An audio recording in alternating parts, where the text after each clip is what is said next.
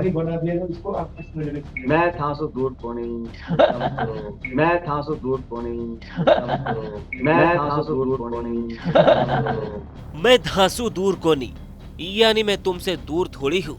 आखिरकार सचिन पायलट को ये कहने की जरूरत क्यों पड़ी? तो इससे पहले रिपोर्टर का सवाल सुन लीजिए। भारी बना दिया है, उसको आप किस नजरिए से देखते मैं था सो दूर कोनी, कम करो। हैं? इसी जगह पे गहलोत साहब यही बोल के गए थे, इसी जगह पे इसी जगह सर।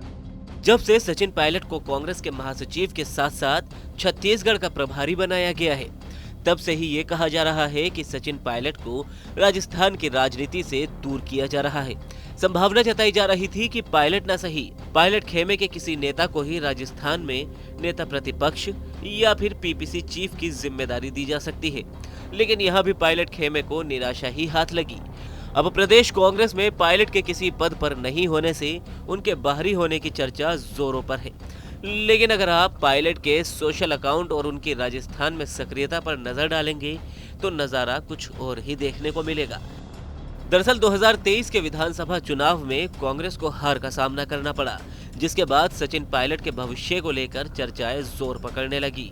कहा जा रहा था कि कांग्रेस आलाकमान पायलट को फिर से प्रदेश की कमान सौंप सकता है या फिर पायलट प्रदेश में नेता प्रतिपक्ष की भूमिका में भी नजर आ सकते हैं। मगर कांग्रेस ने सचिन पायलट को प्रदेश की बजाय केंद्र में महासचिव बनाने के साथ साथ छत्तीसगढ़ का प्रभार भी सौंप दिया, जिसके बाद से कहा जाने लगा कि पायलट को उत्तर प्रदेश से दूर करने की यह चाल है। लेकिन पायलट ने अपने बयानों में हमेशा यही कहा है कि मैं धांसू दूर को नहीं। अब सचिन पायलट के अगर पिछले 2-3 दिनों के ही कार्यक्रमों पर नजर डाले तो वो लगातार राजस्थान में लोगों के बीच अपनी उपस्थिति दर्ज करा रहे हैं। फिर चाहे वो जयपुर में धरना दे रहे युवा हो, चाहे उदयपुर में दिवंगत कांग्रेस नेता गजेंद्र सिंह शेखावत की स्मृति में बने द्वार का कार्यक्रम हो।